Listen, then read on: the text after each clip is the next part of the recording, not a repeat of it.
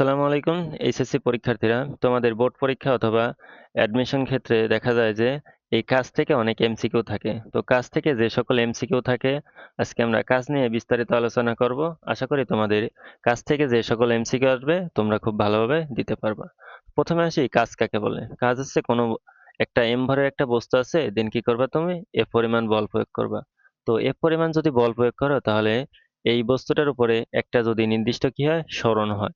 দেখো, বস্তুটি কি হতে হবে? সরণ ঘটে। তবে বল, আমাদের বল কি আছে? এফ। এবং বলের অভিমুখে সরণের উপাংশ। দেখো, এই যে বল প্রয়োগ করছো বস্তুটার উপরে, দেখো এই সরণের সঙ্গে এটা থিটা ডিগ্রি কোণ উৎপন্ন হয়েছে, অর্থাৎ বলের। তাহলে এখান থেকে আমাদের উপাংশটা বের করতে হবে। তাহলে এটা যদি আমাদের কি হয়?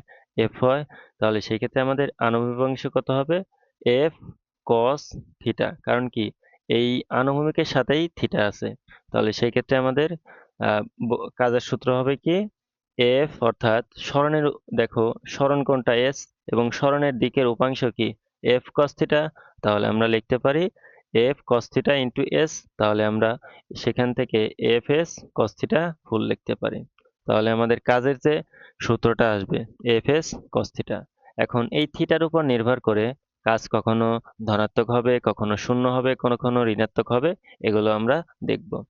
দেখো, কাজ একটি স্কেলার রাশি, কারণ এই কাজের শুধু মান আছে, কোনো দিক নেই কো। দেখো, এই ক্ষেত্রে আমাদের কাজে বের করতে হয় কি দ্বারা? বল দ্বারা এবং সরণের গুণফল। তো বল এবং সরণ দুইটাই কি ভেক্টর রাশি, বাট তারপরে আমাদের যে কাজটা পাচ্ছি এটা কি স্কেলার রাশি। একমাত্রই কারণ যে কাজের কোনো নির্দিষ্ট কোনো দিক নেই, শুধু কাজের মান আছে। দেন তারপরে তোমাদের যেটা থাকবে, যে কাজের বিভিন্ন একক, যেমন এসআই একক থাকতে পারে অথবা সিজিএস একক। তো এখান থেকেও তোমাদের অনেক সময় এমসিকিউ থাকে। তো মনে রাখবা, কাজের যেটা এসআই একক এসআই একক জুল। এখানে মনে রাখবা, দেখো এইখান থেকে বলের একক কি? নিউটন, এবং সরণের একক কি? মিটার। তাহলে আমরা লিখতে পারি এক জুল সমান কত? 1 নিউটন মিটার। দেখো, এখানে এক জুল সমান 1 নিউটন মিটার। অথবা তোমাদের এখান থেকে যদি ছোট করে লিখতে পারো, যেমন 1 KG metre square per second square. Then তারপরে আসো সিজিএস এককে।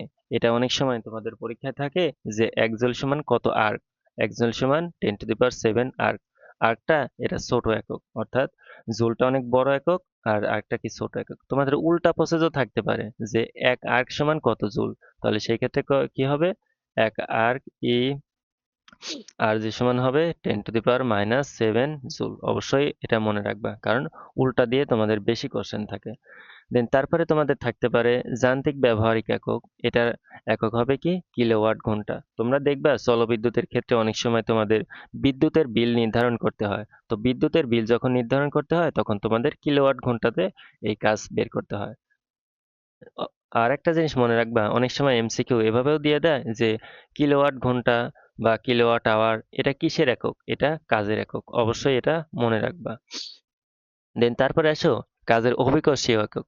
কাজের অভিকর্ষীয় একক হচ্ছে গিয়ে তোমাদের কেজি মিটার। তো 1 কেজি মিটার সমান কত? 9.8 জুল। এবং এটা যদি অভিকর্ষীয় সিজিএস এককে থাকে, তাহলে সেটা হবে কি? 1 গ্রাম সেন্টিমিটার। এবং এটা কত? 980 আর। এবং সবচেয়ে গুরুত্বপূর্ণ, যেটা মেডিকেল বা ভার্সিটি যেখানেই পরীক্ষা দাও না কেন, তোমাদের বিভিন্ন রকম মাত্রা থাকে। তো এই মাত্রাটা হচ্ছে, দেখো, যেহেতু আমাদের কাজ সমান কি? বল ইন্টু সরণ। তাহলে আমাদের বলের একক কি? ML per ML T inverse two. তাহলে সেই ক্ষেত্রে আমাদের আরেকটা এল দ্বারা, অর্থাৎ সরণ কি? এক প্রকার দূরত্ব, এবং সরণের মাত্রা কি? এল। তাহলে কি করতে হবে? এল দ্বারা গুণ করতে হবে। তোমরা ডিরেক্টও একটু মনে রাখতে পারো, এম এল স্কোয়ার পার টি স্কোয়ার। অবশ্যই অবশ্যই মনে রাখবা, মেডিকেল বা ভার্সিটি পরীক্ষায় ডিরেক্ট তোমাদের কাজের মাত্রাটা আসতে পারে। দেন দেখো, কাজের 3টা প্রকারভেদ আছে এখানে। বলের দ্বারা কৃত কাজ, বলের বিরুদ্ধে কৃত কাজ এবং শূন্য কাজ। বলের দ্বারা কৃত কাজ কখন হবে? মনে করো একটা বস্তু ছিল, সেই বস্তুর উপরে তুমি কি করছে? পরিমাণ বল প্রয়োগ করছো, এবং যেই থিটাটা উৎপন্ন হয়েছে আর কি। অর্থাৎ এখানে আমাদের কি ছিল? এস ছিল। দেন এখানে আমাদের সরণ এফ এস কস থিটা বের হয়েছিল, এবং এটা ছিল এফ। তাহলে দেখো, এই যে থিটাটা, এটা হতে হবে কত রেঞ্জের মধ্যে? 0 ডিগ্রি থেকে বড় এবং 90 ডিগ্রি থেকে ছোট। এবং 0 ডিগ্রি কি হতে হবে? সমান। 90 ডিগ্রি থেকে ছোট অবশ্যই সমান হওয়া যাবে না। তাহলে সেই ক্ষেত্রে কিরকম কাজ হবে? ধনাত্মক কাজ। অর্থাৎ এখানে যখন আমরা দিয়ে দিছি কোন একটা বস্তু গাছ গাছ অর্থাৎ গাছ থেকে ফল নিচে পড়া অর্থাৎ উপর থেকে নিচের দিকে পড়তেছে, এটা কি কাজ? ধনাত্মক কাজ। দেখো এখানে অর্থাৎ যদি আরেকটা জিনিস মনে রাখবা সেটা হচ্ছে কি, দেখো বল প্রয়োগ করছে যেদিকে এবং সরানো হয়েছে ঠিক একই দিকে, তাহলে সেই ক্ষেত্রে বল এবং সরণের মধ্যবর্তী কোণ হবে কত? 0 ডিগ্রি। এবং সেই ক্ষেত্রে আমরা জানি cos 0 ডিগ্রি মান কত? 1। তাহলে কাজ পাবো কি আমরা? সর্বোচ্চ। দেখো উপর থেকে নিচের দিকে, এটা বলও নিচের দিকে আবার সরণও কি নিচের দিকে না? তাহলে সেই ক্ষেত্রে তাদের মধ্যবর্তী অর্থাৎ বল এবং সরণের মধ্যবর্তী কোণ 0 ডিগ্রি। তাহলে কাজটা পাবো আমরা কি? ম্যাক্সিমাম। দেন তারপরে আসো বলের বিরুদ্ধে কৃত কাজ। মনে করো একটা, এই যে ডাস্টার, মনে একটা বস্তুকে তুমি কি করছো? উপর দিকে নিক্ষেপ করছো। বা এখানে আসো, একটা বস্তুর উপরে তুমি এফ পরিমাণ বল প্রয়োগ করছো এদিকে, বাট সরণ হয়েছে তার উল্টা দিকে। তুমি বল প্রয়োগ করছো এইদিকে, তাহলে সরণ উল্টা দিকে। মধ্যবর্তী কোণ কত হবে? 180 ডিগ্রি। তাহলে সেই ক্ষেত্রে কাজটা হবে কি? ঋণাত্মক। এবং আমরা জানি cos 180 ডিগ্রির মান কত? -1। এবং সেই ক্ষেত্রে কাজটা হবে কি? সর্বনিম্ন। এই যে ডাস্টার দিয়ে বোর্ড মোছা বা ঘর্ষণ বলের বিরুদ্ধে যে কৃত কাজগুলো হবে, এটা কি হবে? বলের বিরুদ্ধে কৃত কাজ। এবং এটা হবে সর্বনিম্ন। অর্থাৎ এদের মধ্যবর্তী যে থিটা থাকবে বা কোণটা, এটা শর্তও তোমাদের লাগবে 90 ডিগ্রি থেকে বড় এবং 180 ডিগ্রি থেকে ছোট এবং তার সমান। অবশ্যই এটা মনে রাখবা। দেন আসো 0 ডিগ্রি অর্থাৎ শূন্য কাজ। কখন শূন্য কাজ হবে? কোনো একটা বস্তুর উপরে তুমি বল প্রয়োগ করছো। দেখো এই বল চলে গেছে এদিকে এবং সরণ হয়েছে এদিকে, এবং এটার মধ্যবর্তী কোণ কত ডিগ্রি? 90 ডিগ্রি। তো কোনো একটা বস্তুর উপর বল প্রয়োগ করলে বলটা যদি কি হয়? সরণের সঙ্গে 90 ডিগ্রি অ্যাঙ্গেল করে থাকে, তাহলে সেই ক্ষেত্রে তাদের মধ্যবর্তী যে কাজ উৎপন্ন, তাদের ক্ষেত্রে যে কাজ হবে সেটা কত?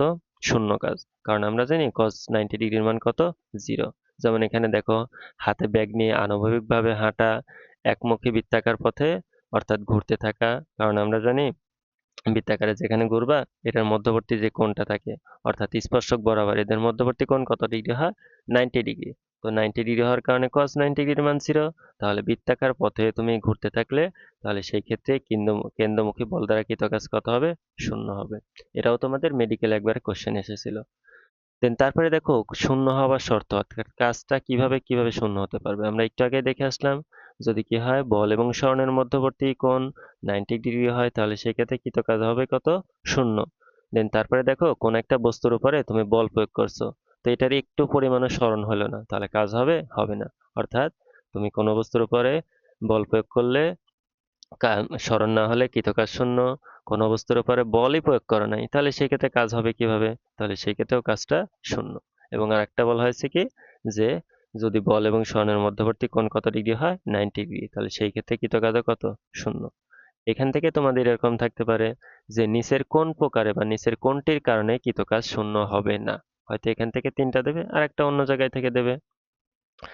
দেখো তোমাদের এটা রাস উম রাজশাহী বোর্ড 2022 সাল এবং মেডিকেল কোশ্চেন এসেছিল 22 সালেই, যে কোনো একটা বস্তুর উপরে বা বল এবং সরণের মধ্যবর্তী কোণ কত ডিগ্রি আছে? 0 ডিগ্রি। তাহলে কাজের পরিমাণ কত হবে? কাজের পরিমাণ হবে ম্যাক্সিমাম অর্থাৎ সর্বোচ্চ। বলের বিরুদ্ধে কাজের ক্ষেত্রে বল এবং সরণের মধ্যবর্তী যে থিটা কত? এটা ঢাকা বিশ্ববিদ্যালয়ে এসেছিল 2019 সালে। দেখো এটা হবে কত বিরুদ্ধে? তাহলে 90 ডিগ্রি থেকে বড় এবং 180 ডিগ্রি ছোট এবং তার সমান। এক জুল সমান কত আর্ক? একটু আগে আমরা দেখে আসলাম এক জুল সমান 10⁷ আর্ক। দেন তারপরে আসো 1 কিলোওয়াট মিটার কত জুল? 9.8 জুল। কাজের সঠিক অর্থাৎ কাজের মাত্রা নিচের কোনটি? ml²/t²। তো এইগুলো তোমরা একটু দেখে রাখবা, এবং তোমাদের আরো অনেক বোর্ড কোশ্চেন এই কাজ থেকে থাকতে পারে, এবং অ্যাডমিশনে দেখবা এখান থেকে অনেক এই যে রিলেটেড অর্থাৎ যেটুকু পড়ানো হলো এই রিলেটেড অনেকগুলো কোশ্চেন থাকতে পারে। তোমরা এগুলো ভালোভাবে সলভ করবা। আশা করি কাজ থেকে যে এমসিকিউ আসবে ইনশাল্লাহ তোমরা দিতে পারবে।